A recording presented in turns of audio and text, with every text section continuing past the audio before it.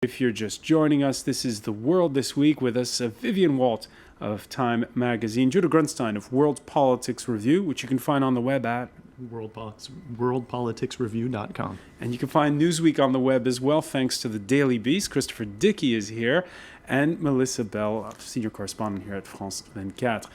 Okay, it's true that the sovereign debt crisis has brought down 5 European governments and counting.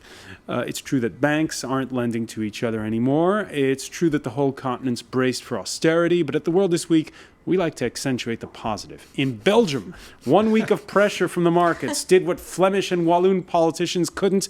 Over 535 days, force agreement on a new prime minister, the French speaker Elio Di Rupo.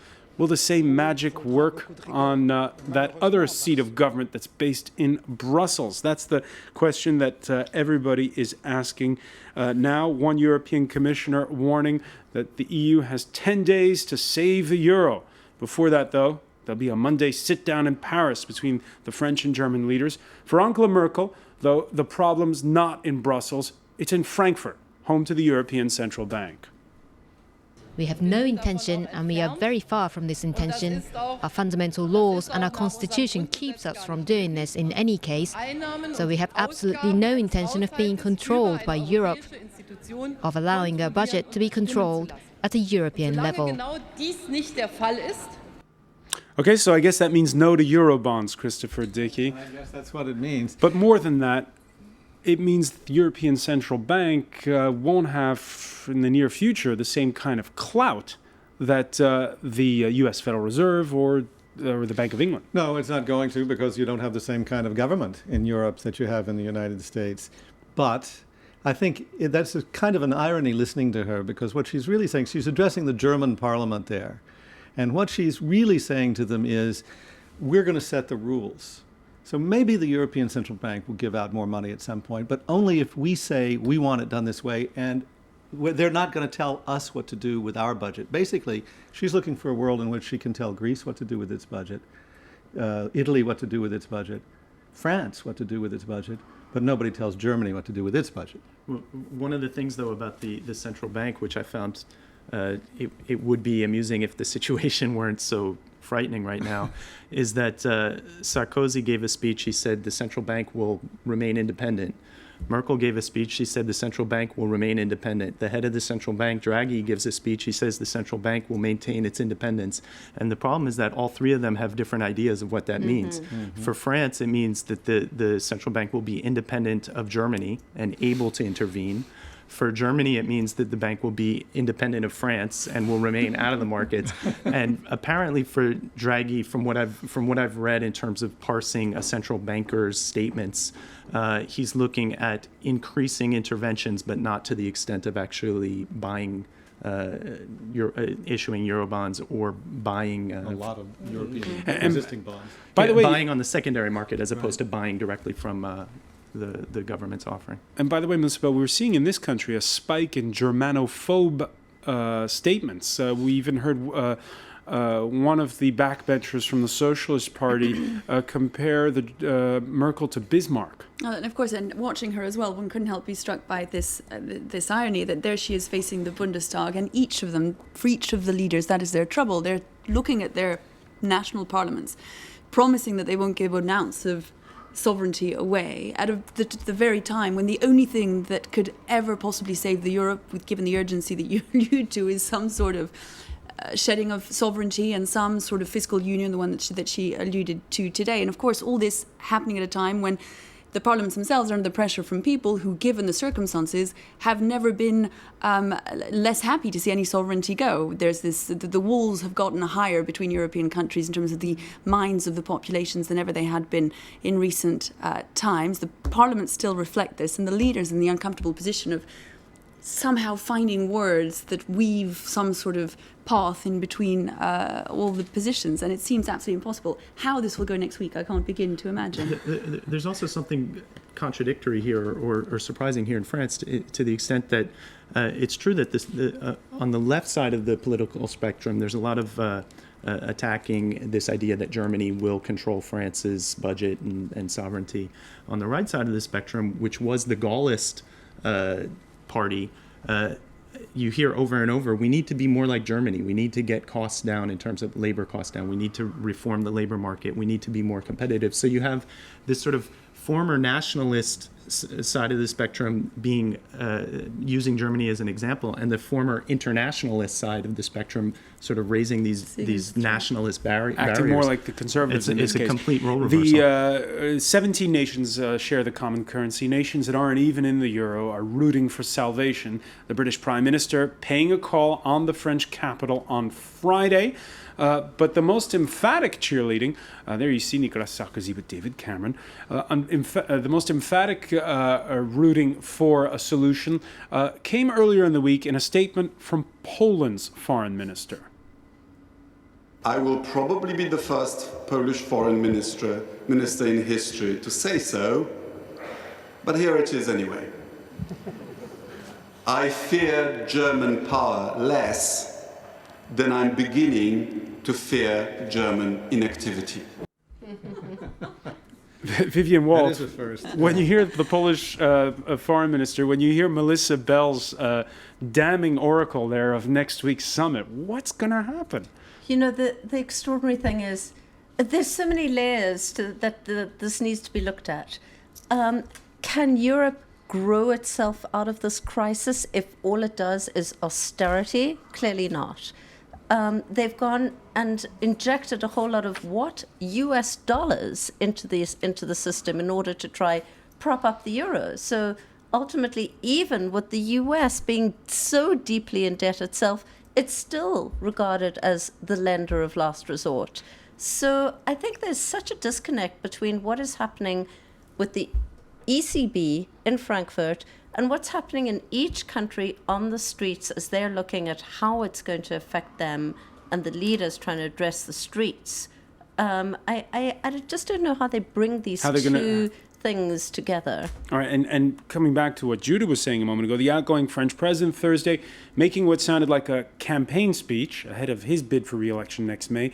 Nicolas Sarkozy addressing conservative UMP party faithful in Toulon, the south of France. This in a bid to rein in Eurosceptic backbenchers on his side of the aisle and also the far right, and to sell his Save the Euro stance. It must be clear that what was done for Greece was a very particular situation and will not happen again, and that no states within the Eurozone will be in a position of defaulting. All right, never again, Christopher Dickey, and this is a last chance summit we're heading for. Well, haven't we been hearing that for months? I mean, everything is a crisis.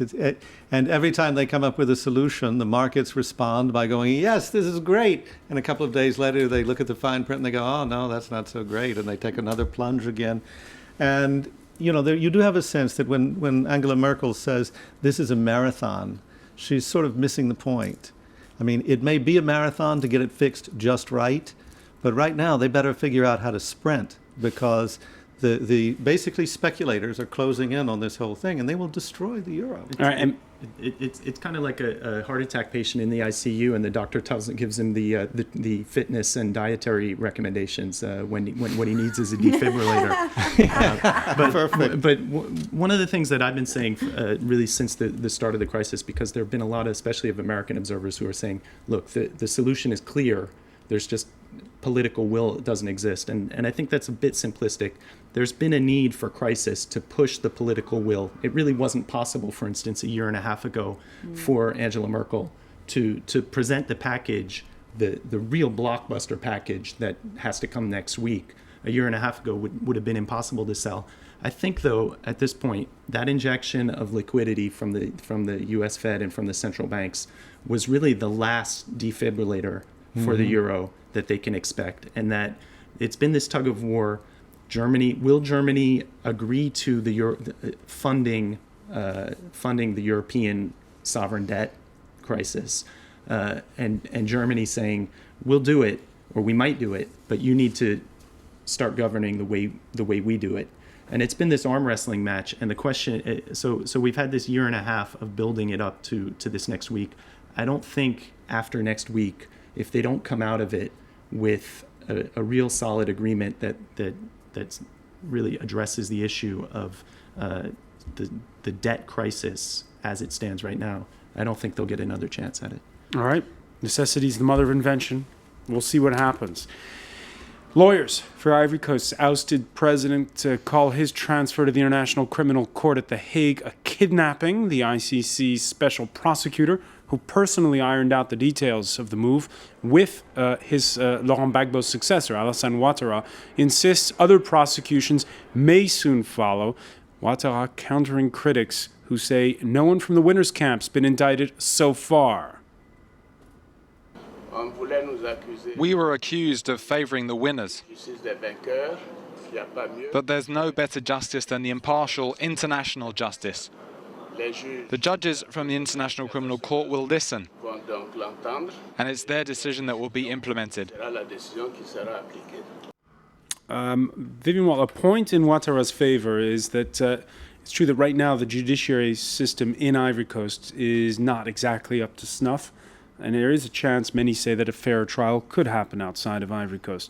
On the other hand, no one indicted from the victors' camp, and no one especially for those massacres committed back in March where 300 civilians were killed. I wouldn't hold my breath waiting for them, actually. I doubt that they will come. I guess we might be surprised, but I think this was really a kind of way for the ICC to try to shore up its credibility, which has taken clearly a huge knock over Libya in the last few months. I don't think the timing is, accidental that right after they decided that Libya could try Saif al-Islam Gaddafi in Libya, which barely has a functioning court system at the moment, they go and, demand and get a transfer of Gbagbo. In fairness to them, though, it was the rules, I believe, at the ICC are such that when the Libyan justice minister said, we can try him here, there's little they could do. Well, possibly, but they didn't kick up any argument either. So it didn't seem to be much of a discussion. I think it was kind of a fait accompli. They have time. I mean, without professing to be a legal expert, but we actually just ran a feature article on the International Criminal Court, and apparently their mandate is to indict and to try if the country where the crimes are committed refuses to pursue a legal case. And in other words, the court is really set up to pursue cases where the criminal has won. In this case, the indicted criminal lost and has been sent to the court because the country itself believes that it can't effectively try. In Kenya, for instance, after the election violence there were 6 indictments, and Kenya got a chance to try those 6 and continually failed to bring the legal case. And a lot of eyes are turning towards that case now. So there's time. In other words, if the trial in Libya doesn't go through, the ICC has recourse to then demand that they get all right. In Ivory Coast, though, the critics of the ICC break down into 2 camps. There are those, we've mentioned it, pro-Gbagbo, who complain of victor's justice, and those who see this as a question of sovereignty, of national pride. We should be able to fix our problems here and not have to send our president over there. After all, he was the leader of this country for 10 years, and today they take him away somewhere far away. Why not here? We could try him here. This means that in Ivory Coast, we don't have competent judges. We don't have judges in Ivory Coast. We have intellectuals here. Why send a president abroad? There's a lot of hurt pride in the comments that we got on our Facebook page this week, Melissa. There is the question there, as Judith said, of course, the ICC is a court of last resort, and Laurent Gbagbo probably could have been tried in Ivory Coast, perhaps should have been tried in Ivory Coast. The fact that the crimes were committed there, that there is a sort of therapeutic process to a population being able to see a former leader tried. There are arguments for his having been tried there, I suppose. And we heard that herd pride there. Another problem about his extradition, of course, is one of the common complaints made against the ICC is that it has only ever indicted and issued arrest warrants for Africans. This reinforces the fears of some people that it is a court so toothless so far that it is only after the leaders of African countries or the most failed states that can be pursued. Right. It lends credibility to that view. And we're going to stay in Africa with our final story. The website of the Johannesburg paper, The Times, ran the following item this week: Santa Claus may need a snorkel. It's no joke, though, for southern Africans, which is feeling the brunt of global warming, like at this maize farm in Mazoe, Zimbabwe. All right, we'll play that item for you later. On the sidelines of the World Climate Change Summit in Durban, South Africa, the World Meteorological Organization put out a report that states that the 13 warmest years on record have all happened since 1997, and places like Southern Africa are feeling the brunt. And yet, I've seen loads of columns this week from climate change deniers, Vivian Walt. Well, we think the Euro crisis is scary. I mean, this is really scary. And one of the scarier things is that really, aside from us here, there's very little coverage of it. The Durban conference has been going on for days. There's been very little coverage, certainly in the major US papers. And I think everybody's kind of bored with this issue. The Chinese have said that they might be amenable to some kind of rules when it comes to this. That's what one spokesman said at that Durban conference, but that hasn't gotten much play. Well, we'll have to see what actually happens. I mean, the reason that there's not a lot of news coming out of the Durban conference is because there's not a lot of news coming out of the Durban conference. It's not a lot is happening there that tells you stuff you didn't know before. Yes, these have been the 13 hottest years. Yes, there's a problem with global warming and with climate change. Yes, it's hotter than it should be with La Nina out there in the Pacific. All of those things are true, but it's not revelatory. I mean, Time magazine was running pictures of polar bears without an ice cap years ago. I mean, that's all been going on for a long time, and that's really the danger here, is that it's just gradual enough so that people don't react until it's too late. All right. Well, we'll continue to follow that story. Christopher Dickey, I want to thank you for joining us. I want to thank Vivian Walt, Judah Grunstein, and Melissa Bell. And thank you for being with us here for The World This Week. Stay with us. Coming up next, we hope to bring you better news on the business front. We'll have all the day's business stories in a moment.